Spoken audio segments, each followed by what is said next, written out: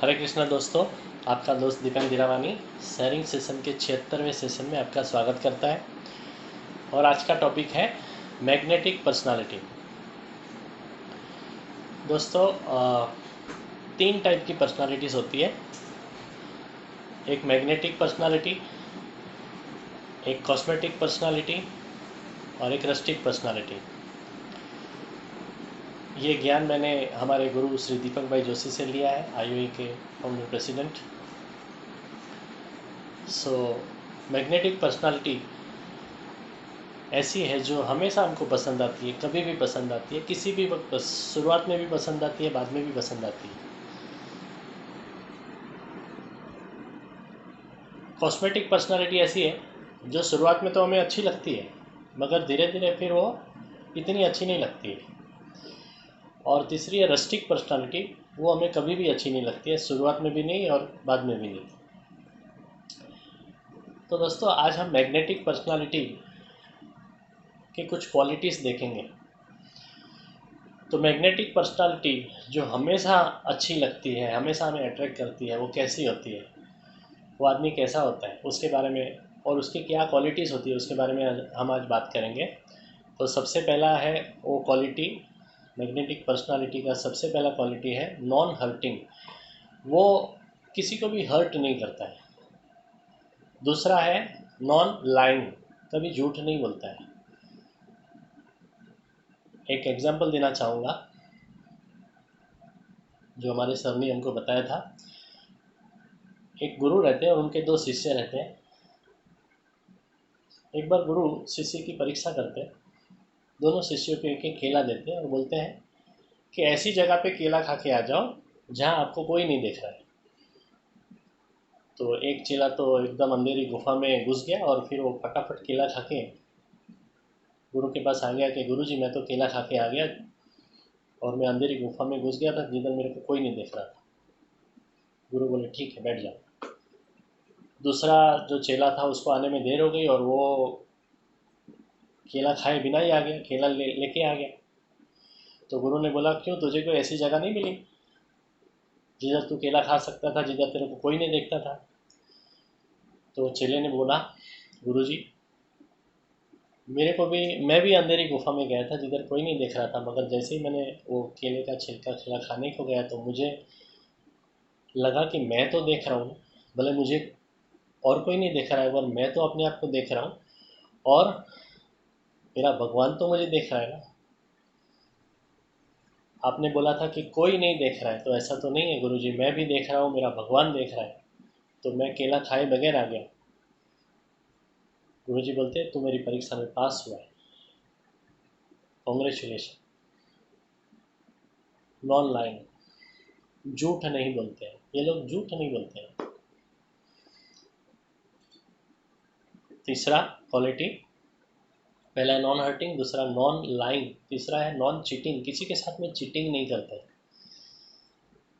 चौथा क्वालिटी है non stealing, चोरी नहीं करते। वो भी बहुत अच्छा एग्जाम्पल दिया था सर ने, और उनके दोस्त का ही एग्जाम्पल था। वो कुछ ऐसा था, उनका दोस्त का नाम राजेश भाई और वो एक बिल्डर है। और उनकी एक डील होती है बैंक ऑफ इंडिया के मैनेजर के साथ। बैंक ऑफ इंडिया का कोई प्रीमाइसिस उनको लेना था, उस मैनेजर को वो राजेश भाई के पास आके वो डील करने के लिए आया था। तभी 2000 रुपये पर स्क्वायर फीट का भाव चल रहा था और वो डील का टोकन अमाउंट भी उसने दे दिया, मगर फिर वो 2 साल तक आया ही नहीं वापस। 2 साल के बाद आता है, तभी उस जगह का भाव 2000 की बदली में डबल हो गया, 4000 पर स्क्वायर फीट हो गया है। तो बोला कि इधर का भाव तो अभी बढ़ गया है, क्या मुझे उस भाव से देना पड़ेगा? तो राजेश भाई बोलते हैं, सर आप बिल्कुल चिंता मत करो, आपको 2000 के भाव से ही हम देंगे। वो बड़ा निश्चिंत हो गया। तो दोस्तों, किसी की मजबूरी का फ़ायदा नहीं उठाना है, हमारे फ़ायदे के लिए। Non stealing, yes, non stealing. और फिर उसी मैनेजर की ट्रांसफ़र हो गई हैदराबाद में, और कोइंसिडेंटली राजेश भाई को भी हैदराबाद जाना पड़ा, उनको उधर एक प्लॉट पसंद आया और उसके लिए उनको एक बड़ा फाइनेंसर एक बड़ा लोन की ज़रूरत थी। वो बैंक ऑफ इंडिया में ही बाजू में ही था, तो उधर गए और फिर वो लोन के लिए बात करने के लिए गए। तो लकीली वही मैनेजर जिसके साथ उनकी डील हुई थी 2000 पर स्क्वायर फीट की, वही वहाँ पे मैनेजर करके था। तो उसने राजेश भाई को बड़ी आसानी से वो लोन दिलवा दी वो प्लॉट के लिए। तो दोस्तों बोलते हैं ना, कर भला तो हो भला। हमने किसी का अच्छा किया है तो वो रिटर्न अपने को मिलता ही मिलता है। और दूसरा एक एग्जांपल है राजेश भाई का ही। उनका एक इमेज था कि वो कभी चोरी नहीं करते हैं। इनकम टैक्स में वो जो भी अकाउंट्सिंग जो भी रहता है, कभी गलत एक भी मैनिपुलेशन नहीं होता है उनका। एक भी गलत खर्चा नहीं डालते हैं। काफ़ी लोग ऐसा करते हैं कि खर्चा बढ़ा देते हैं, खर्चा जो नहीं है वो भी डाल देते हैं ताकि इनकम कम हो जाए और इसके लिए टैक्स बच जाए। मगर राजेश भाई का ऐसा एक इमेज था कि वो एक भी गलत खर्चा नहीं डालते, जो भी है ईमानदारी से टैक्स भरते हैं। और वो उनका इमेज वो इनकम टैक्स ऑफिस तक था। इतने सालों से वो ये इनकम टैक्स भर रहे थे और वो देख रहे थे वो लोग। तो एक बार इनकम टैक्स कमिश्नर का राजेश भाई को कॉल आ गया कि आप हमें आके मिलो। तो राजेश भाई तैयार होके निकले उधर ऑफिस के लिए। और उनके कलीग ने उनको पूछा, एम्प्लॉय ने, कि भाई आपको क्यों बुलाया रहेगा।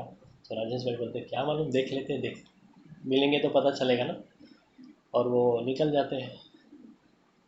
और जैसे ही उस इनकम टैक्स कमिश्नर के ऑफिस के बाहर मीन्स वहाँ पे पहुँचते हैं तो सब बोलते हैं राजेश भाई आ गए, राजेश भाई आ गए। तो उनको उधर के भी सब स्टाफ जानता था, उतना पॉपुलर थे वो।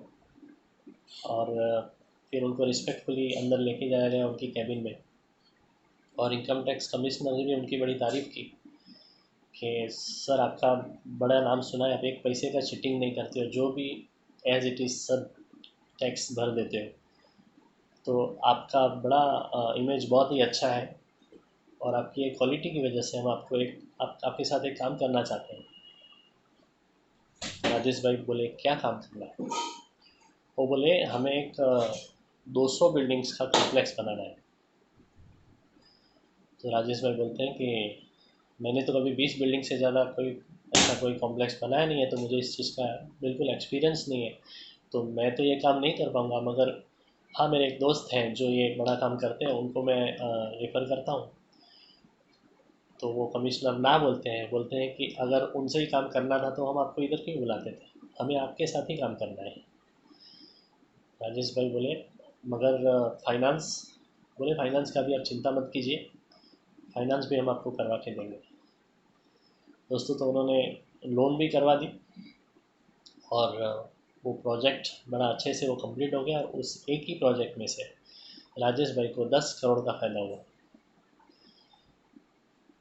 दोस्तों तो जो आदमी सच्चा है, जो चोरी नहीं करता है, जो किसी को हर्ट नहीं करता है, जो झूठ नहीं बोलता है, उसको भगवान हेल्प करता है।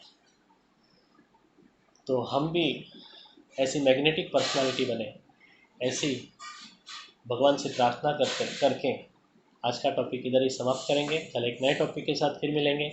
तब तक के लिए गुड नाइट, हरे कृष्णा।